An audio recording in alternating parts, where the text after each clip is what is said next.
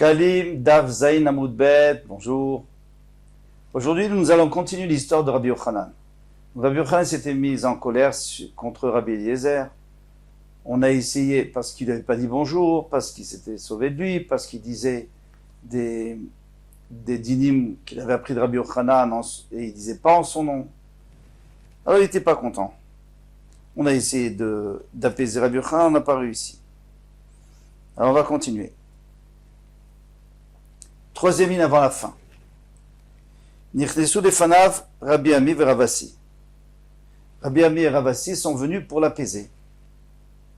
Amroulo, ils ont dit Rabbi, Kach haya maaseh bebet hakneset shel trasiim beneger sheyesh berosho glustera. Ainsi, il y avait une discussion dans le Bet HaKnesset. Dans le Bet HaKnesset, des trasim, c'est des tarsim, c'est des fabricants qui travaillent le cuivre, donc ils n'ont pas une très bonne odeur. Donc ils avaient un Bet HaKnesset pour eux. Alors ils étaient en train de discuter sur Neger. Neger, c'est un pieu qu'on plante devant la porte pour bloquer la porte la nuit. Sheyesh berosho glustra. Et en haut, il y a une pommette. Alors, est-ce qu'il est Mouktsé Shabbat? Est-ce qu'on peut utiliser ou pas? Shenech les comptes, on a page. Donc, il y a une discussion entre Rabbi Eliezer et Rabbi Yossi. Rabbi Eliezer et Rabbi Yossi. Ad shekaou sefer Torah bechamatan. Et alors, chacun... Et ils ont déchiré un sefer Torah, tellement qu'ils étaient en colère.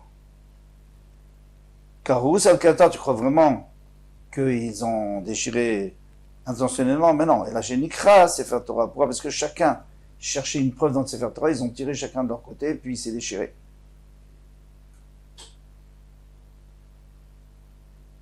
Alors pourquoi est-ce que ça serait Mouktsé ou pas Mouktsé? Mouktsé, oui, parce qu'en vérité, ce n'est pas un Kéli, ce n'est pas un ustensile, et tout ce qui n'est pas ustensile, on ne déplace pas Shabbat. Alors c'est quoi? C'est un pieu qui fait partie de la construction. C'est sûr qu'il est Mouktsé. Maintenant, le deuxième avis, pourquoi il a permis, il a autorisé? Il a dit, puisqu'il y a un pommeau, donc à la rigueur, je pourrais utiliser pour moudre, pour piler du poivre. Donc ça s'appelle un keli, même si c'est un ustensile chez Mlartoulé Issour qui est prévu pour faire quelque chose de assour. Shabbat, on n'a pas le droit de piler. Mais c'est pas grave, parce qu'un kli chez Mlartoulé Issour, on sait qu'un ustensile qui est prévu pour faire quelque chose de assour, pendant Shabbat, on a le droit de le déplacer si on en a besoin, ou si là où il est, il nous dérange. Et dans le cas, on en a besoin pour fermer. Vayashem zaken echad. Et alors, il y avait un homme âgé, donc un Talmid Chacham. Rabbi Yossi ben Kisma, chez moi, il s'appelait Rabbi Yossi ben Kisma. Amar, il a dit, Miani imlo, yehe, il faut dire, Bet HaKnesset ze, Bet Avodah Zara. Ça m'étonnerait que ce Bet HaKnesset ne devienne pas un endroit d'idolâtrie. Pourquoi?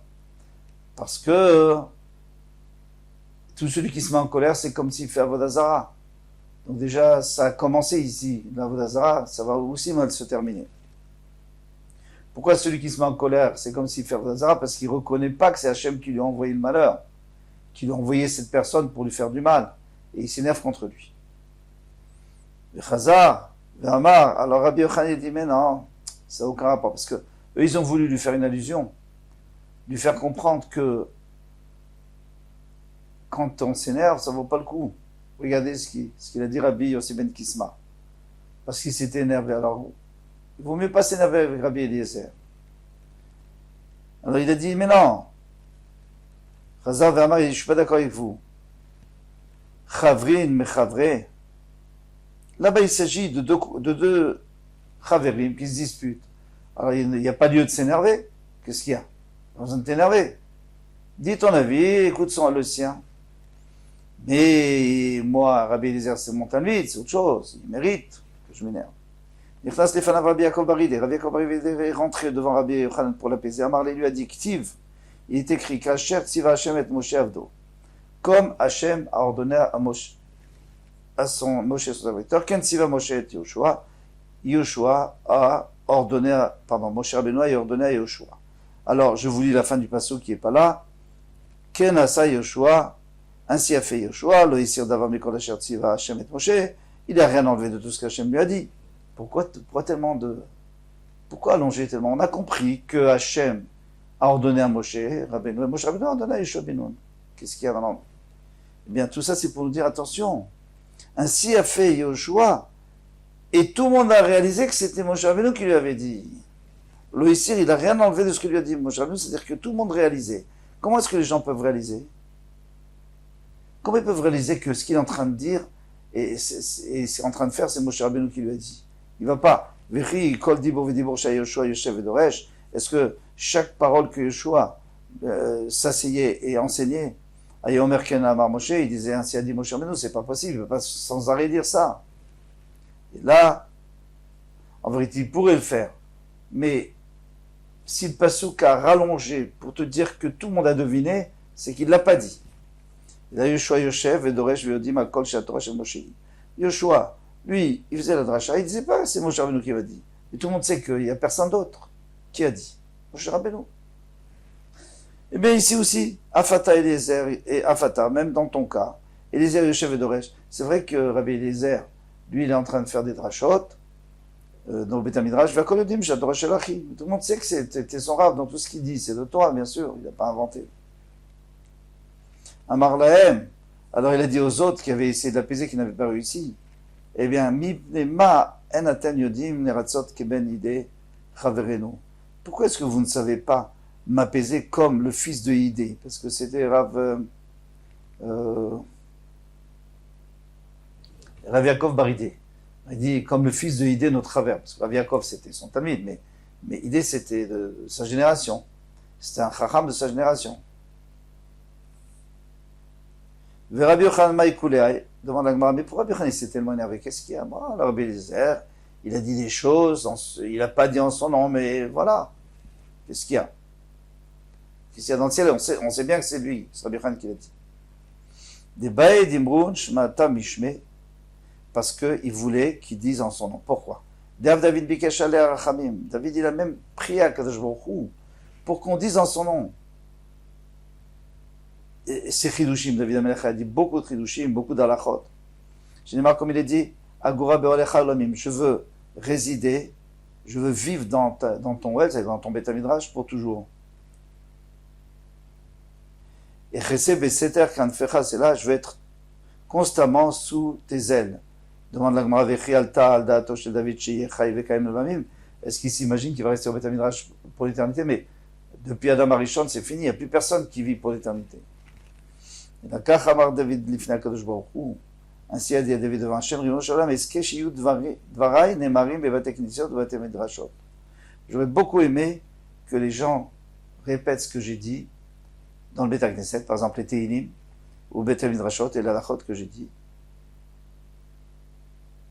Comme ça, même après la mort de David Amelech, il est toujours au Beth Midrash, puisqu'on parle de lui. Mais on dit bien sûr en son nom, parce que sinon, bon, on dit Nalacha. Mais là, on dit David Amelech, donc il est là. Façon de parler. Shimon ben Nezira beshem Rabbi Yitzhak Amar. Shimon ben Nezira a dit au nom de Rabbi Yitzhak, Kol tamid chacham shomrim davar alacha mipiv, בעולם הזה, tout tamid chacham,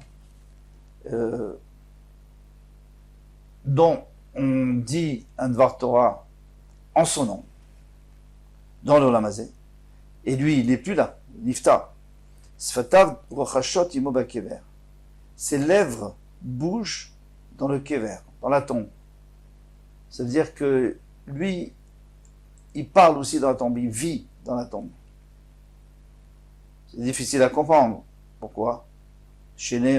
Parce qu'il est mort. On va voir chez Neymar Vechiker, et ton palais Beyaïn Atov, et du bon vin.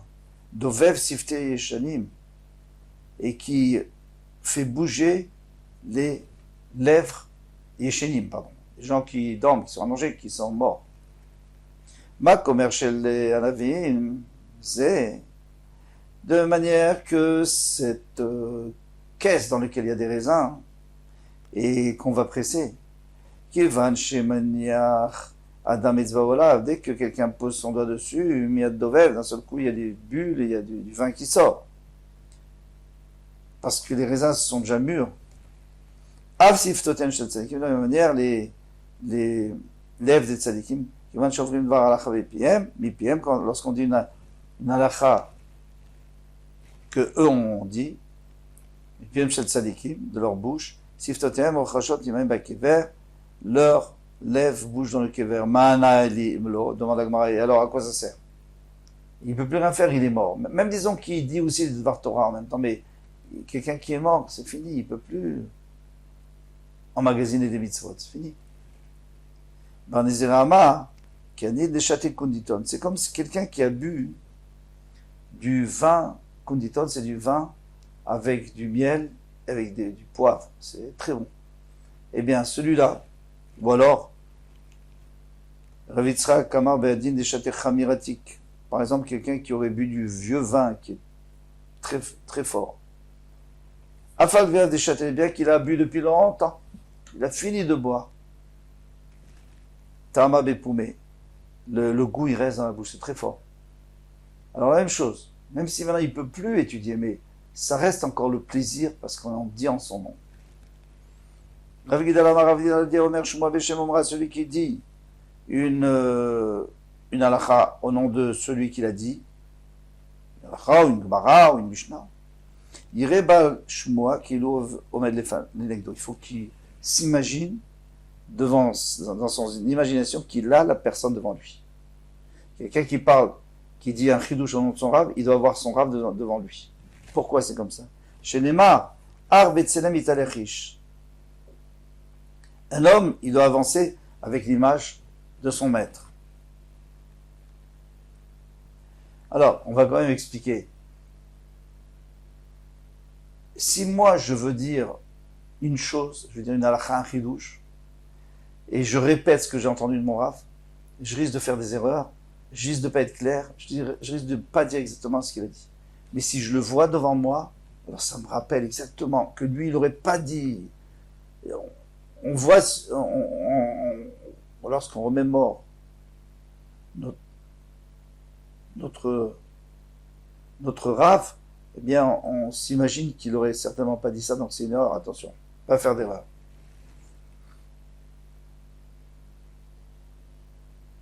Tiv. Rav Adam, il est écrit que Rav Adam, Yikra Ish Chasdo. La majorité des gens disent ce qu'ils ont fait, leur chassadim, ils aiment bien se vanter. Zécher Kol Adam, ça c'est les autres personnes. Et en parallèle, ici aussi, quelqu'un aime bien entendre ce qu'il a dit de son Rav, il aime bien dire ce qu'il a dit de son Rav, il ne fait pas tellement attention, il rajoute un peu. On sait très bien que des histoires sont tout le temps transformées, parce qu'on rajoute pour que ça soit plus sympathique. Vi chez Mouni, mais quelqu'un en qui on peut faire confiance, mime ça. Est-ce qu'on peut en trouver? Qui est-ce qui est comme ça? Il n'y en a pas beaucoup. Alors la Gemara dit, c'est Rav Zeira. C'est Rav Zeira. Il y a Rav Zeira parce que Rav Zeira a dit, Litnan, Tzrechim, Chashashim, Leshmate de Rav Shechet. Ne soyez pas tellement sûr de ce que vous avez entendu au nom de Rav Shechet, parce qu'il a pu entendre de son Rav, mais il n'a pas très bien transmis parce que lui, Rav Shechet, Daou Gavra, Mefatra, il voyait très bien, en fait, c'est une façon de parler, en fait, il était aveugle. Donc il n'a jamais vu son maître, il n'a pas vu son maître. Et quand on ne voit pas quelqu'un parler, eh bien, on ne peut pas tellement comprendre, on a du mal à comprendre ce qu'il nous dit. Et c'est pour ça qu'il a écrit Ve'yer Roet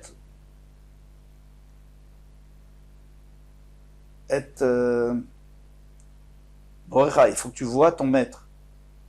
Rav Norai, lui, il a dit, moi, je suis plus fort que mes amis parce que j'ai vu Rabbi Meir de dos, parce qu'il était assis derrière, il était parmi les nouveaux, c'était la nouvelle génération. Mais qu'est-ce que j'aurais été si j'étais assis devant lui et que j'aurais vu sa figure? Donc, le fait de voir, on constate très bien, lorsque quelqu'un a disparu, si on l'imagine devant nous, eh bien, on va dire vraiment les choses telles qu'elles ont été dites. Amar le Rav Zeira le Rabbi Assi. Rav Zeira dit à Rabbi Assi, Chachim, Rabbi le Bar Patia. Eh bien, c'est une question, est-ce que Chachim, Rabbi le Bar Patia, Deat Amar Shmatam Mishme, comment tu as pu dire, est-ce que tu l'as vu, est-ce que tu l'as connu? Bar Patia c'était un grand chacham, est-ce que tu l'as connu pour dire des choses en son nom? Alors comment ça se fait que tu nous dis des choses comme ça en son nom? Amarli lui a dit, Rabbi Yochanan Amra Mishme, Rabbi Yochanan lui, il a connu Bar Patia, il a dit en son nom, et moi j'ai entendu de lui, donc moi je connais Rabbi Yochanan, donc je peux te répéter. Amarli Rav Zeira le Ravasi, Rav Zeira dit à Ravasi, Chachim Rav, est-ce que mon maître est tellement a connu les Rav, d'Amar, d'Atamrat Shmatam Mishme, tu dis des Gmarot et d'Alachot en son nom. Amarle, il a dit Ravada, Barav Amra Mishme, c'est Ravada Barava qui a dit en son nom. Et moi, j'ai entendu, donc je peux répéter. Donc d'ici, on voit ici que Rabbi Zera, il faisait tellement attention. Et pas seulement pour lui, mais même quand il voyait quelqu'un qui disait quelque chose, il disait attends, est-ce que tu l'as vu ou tu l'as pas vu? Moi, je peux pas te faire confiance. Et puisqu'on a parlé de David Ameler, Endor Shen Boletzanim, il n'y a pas de génération où il n'y a pas l'Etzanim. L'Etzanim, c'est des gens des moqueurs. Généralement, les moqueurs, qu'est-ce qu'ils font? Ils disent pas franchement dans la figure. Ils te disent une phrase que tu peux interpréter de deux manières. Et ça fait rire tout le monde. Parce que les gens comprennent ce qu'ils veulent dire. Alors, Bedoro Shel David, il faut dire Bedoro Shel David, Maïou Protse adore aussi. Qu'est-ce qu'ils faisaient les Protsim? Par où c'est quelqu'un qui a fait une brèche dans une barrière pour entrer et voler. Alors ici aussi, il y avait des gens qui se conduisaient mal. Ils ne se gênaient pas. Ils allaient sous les fenêtres de David Ameler. Omrimlo, il disait David, et Mataï ben Bet Amikdash. Quand est-ce que le Bet Amikdash sera construit? Et Mataï Bet Hashem Neler, quand est-ce qu'on va aller vers la maison d'Hachem? Alors, tu peux comprendre que c'est magnifique qu'ils ont envie du Bet Amikdash. Mais tu peux aussi comprendre, et qu'est-ce qu'on va comprendre? David il disait ils veulent me mettre en colère. Pourquoi? Parce que Hachem a dit que tant que moi je serai ici, dans ce monde, il n'y aura pas le Bet Amikdash. C'est que le fils de David Amelech qui pourra construire Shlomo Amelech, parce que David Amelech a fait des guerres. Et tandis que Shlomo Amelech qui a fait que la paix, il n'a jamais fait de guerre, lui peut construire le Bet Amikdash qui est destiné à faire la paix entre Hachem et les Israël. Yavo Alay. Alors il disait David Amelech, je jure, Yavo Alay, c'est-à-dire que les malheurs arrivent sur lui. Be'omrim li Bet Hashem Nelech. Quand ils disent Bet Hashem Nelech, et pardon, j'ai sauté. Imnoïti sa mère Bédivrem. Il jure que c'est sûr qu'il est content d'avoir entendu ces noms directives. Ça marche peu omrim li Bet Hashem Nelech. Il le dit bien dans Teilim. Je suis heureux quand les gens disent Bet Hashem Nelech, bien que c'était pour m'énerver. Parce qu'on pour l'énerver, c'était un manque de respect total pour le roi. Ils avaient peur de se faire attraper. C'est pour ça qu'ils disaient dans un langage qu'on pouvait interpréter de deux manières. Veyakim lehu yamecha veshravtaim avotecha. Et avotecha, il y a écrit lorsque tu auras terminé de vivre et tu vas rejoindre tes ancêtres. Amar lo akadosh baruch hu li David, akadosh baruch hu dit à David, yamim shlemim animon lecha. Il dit ki imleu yamecha. Il ne croit pas que je vais diminuer de ta vie pour qu'on puisse construire le Bet Amikdash. Non, je préfère que toi tu vives. Après on construira le Bet Amikdash. C'est pas urgent. Velo yamim chasem. Je vais pas te donner une vie qui manque des jours ou des mois ou des années. Klum Shlomo Amelech, Shlomo bincha yivne Bet Amikdash. Pourquoi il va construire le Bet Amikdash et Shlomo Amelech? Et là, la kriv korbanot, c'est pour apporter des korbanot, il faut enlever de tzibur. Chaviv alay tzedaka ou mishpat shata oseh. Moi, pour moi, c'est plus cher la tzedaka que David Amelech faisait avec les Bnei Israël. Ou mishpat. Et les jugements, shata oseh. Il termine la korban. Jusque le korbanot, je ne vois assez tzedaka mishpat, fait tzedaka mishpat, nifra l'Hashem mizevach, et ça, asso. Celui qui fait tzedaka mishpat, c'est plus que celui qui apporte des korbanot. Adran alach metzarfim shkalim, on a terminé le perek metzarfim shkalim, on passe au prochain perek, Bezrat Hashem. Alors, shosha prakim b'shamash tomim et alishka. On avait dit que les shkalim, on les mettait dans une chambre, fermée à clé et tout, certainement pour que personne puisse entrer en prendre. Et 3 fois par an, on remplissait 3 boîtes, qu'on verra dans la prochaine Mishnah, 3 boîtes, et avec lesquelles on achetait des korbanot. Quand est-ce qu'on faisait la première? Bifros à Pessah. Ça veut dire combien? 15 jours avant Pessah. Parce que un mois, c'est 30 jours. Donc 15 jours, c'est la moitié. Pros, ça veut dire la moitié. Bifros à Atzeret, 15 jours avant Atzeret, 15 jours avant Shavuot, Bifros à Chag, et 15 jours avant la fête de Sukkot. Vem granot shel maaser behema. Et c'est ce qu'on appelle les granotes de maaser behema. Alors, normalement, le goren, c'est quoi? Le goren, c'est lorsque quelqu'un engrange ses céréales. Tant qu'il n'a pas engrangé, il peut en manger. Pas une vraie souda, mais il peut en manger un goûter, par exemple. Mais à partir du moment où il a engrangé, alors là, il est obligé de prélever le maaser. La même chose pour les behemoth. Une fois qu'il y a un moment qui s'appelle le goren, c'est-à-dire le moment de l'engrangement, en façon de parler, et là, il faut qu'on prélève un dixième. On va voir tout ça. Maaser Bema, divrei Rabbi Akiva. Ça, ce sont les paroles de Rabbi Akiva. Alors maintenant, qu'est-ce qu'on fait avec ce Maaser Bema? Eh bien, on l'apporte à Yerushalayim, on le sacrifie, on met sur le misbéach certains morceaux, et le reste, c'est le propriétaire qui le mange, comme le Maaser Sheni. Donc ça, c'est des vrais Rabbi Akiva. Ben Azai Omer, Be'esrim Ve'tisha Be'adar. Lui dit le 25 Adar. Le 29 Adar, pardon. Et quel est l'intérêt du 29 par rapport au premier Nissan? Parce que là, ce sera toujours 15 jours. Tandis que d'après Rabbi Akiva qui a dit, pardon, non, d'après Rabbi Akiva, alors ça peut changer. Parfois ça sera le 30, parfois ça sera 29. Parce que ça dépend combien il y aura de jours dans Hadar. S'il y a 2 jours de Rosh Chodesh, alors on peut faire le 30. S'il y a 1 jour, alors il faut faire le 29. Mais d'après lui, on garde toujours la même chose. D'après Ben Azai. Ou Be'echad Besivan. Alors en Sivan, lui va dire qu'on fait beaucoup plus tard. On ne fait pas 15 jours avant Shavuot. On fait que 6 jours. 5-6 jours avant Shavuot. Et quelle est la logique?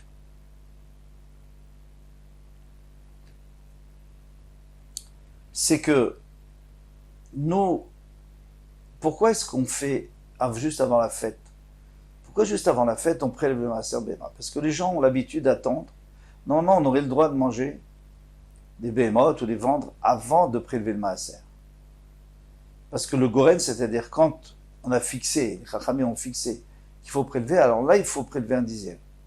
Mais les gens préfèrent attendre le moment où ils peuvent faire la mitzvah. Et comme ça, ils font la mitzvah. Finalement, ils ne perdent pas, puisqu'ils en font un korban, mais ils mangent la majorité. Donc, voilà, les gens, ils préfèrent attendre. Si tu leur dis de faire trop tôt, eh bien, il n'y aura plus de bêtes pour les fêtes. Donc, Pessah, si on fait trop tôt, il n'y aura plus de bêtes pour les fêtes, pour les gens qui viennent acheter des bêtes, pour les apporter en korban, ou les régalim, ceux qui montent aux fêtes, pour acheter de la viande pour manger. Alors, pour qui est, on fait 15 jours avant. Mais, Shavuot, il y a un problème, nous dit Ben Azai, c'est que comme Pessah et Shavuot, il y a 50 jours, donc il n'y a pas beaucoup de bêtes qui ont eu des petits. Alors, si on fait 15 jours avant, on risque de finir toutes les bêtes avant que les gens viennent. Donc, on fait juste avant. Ou Be'esrim Ve'tisha Be'av, et le 29 Av, et pas du tout le 29 Elul, puisque c'est 15 jours avant Sukkot, ça serait le 29 ou le 30 Elul. Ça, on va expliquer dans le Gemara. Plus tard. Rabbi Elazar, Rabbi Shimon Amri, Rabbi Elazar, Rabbi Shimon disent Bechat Benissan. Alors, le premier Nissan, pas comme vous avez dit 15 jours avant, mais 14 jours avant, le premier Nissan. Et ils vont en prendre d'autres pas. Bechat Besivan, le premier Sivan comme Ben Azai, Bekaftet Be'elul, et le 29 Elul. Et pas le 29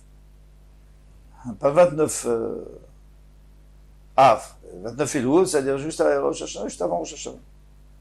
Pourquoi ils ont dit le 29 Elul? J'aurais pu dire le premier Tishri, puisqu'il faut 15 jours avant Sukkot.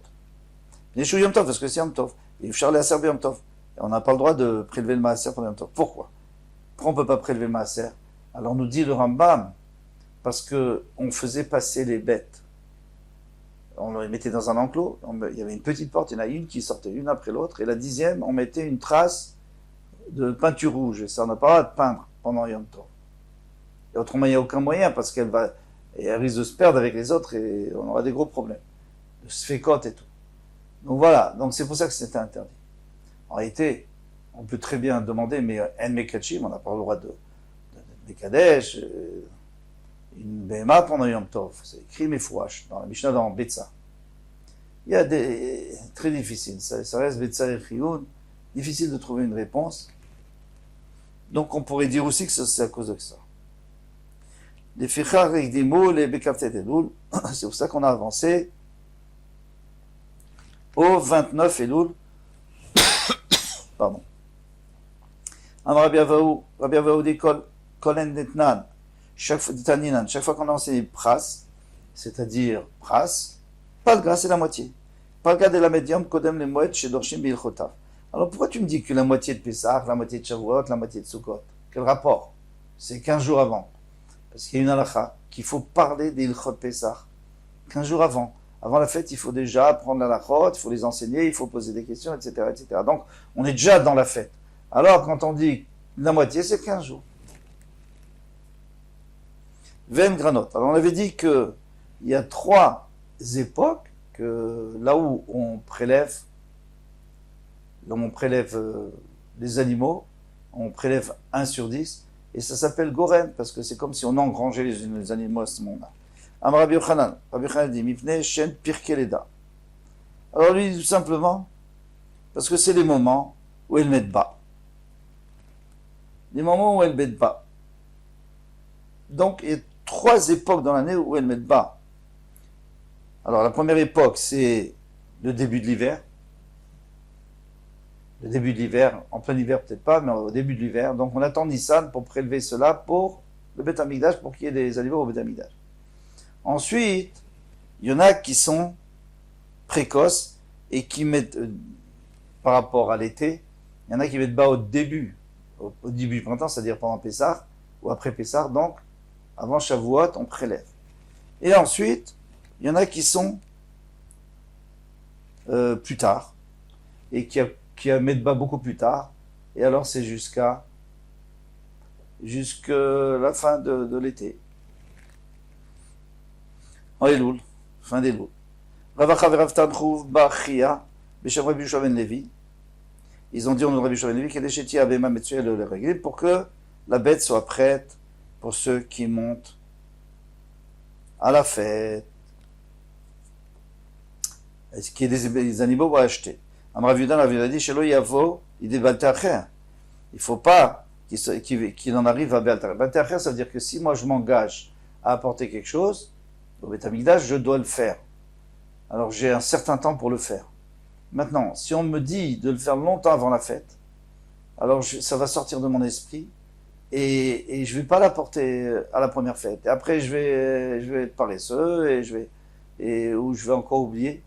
Donc pour pas qu'on en arrive là, on te dit, tu sais quoi, fais 15 jours avant la fête et tu le prends, ce maaser, tu l'apportes à Yerushalayim et tu le manges là-bas. Donc c'est une autre raison.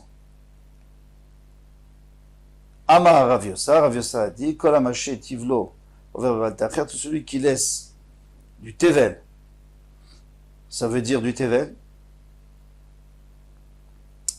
Toi tu as parlé de baltacher, d'apporter ton maaser au Beth Amikdash. Moi je parle de repousser ton prélèvement. Tu dois prélever, tu ne peux pas traîner avec ton prélèvement. Parce que sinon, tu vas être ouvert sur Baltacher. Donc, puisqu'on a fixé 15 jours avant Pessah, si tu le fais après, tu transgresses un issou. Kol Touf. À bientôt, Bezat Hashem.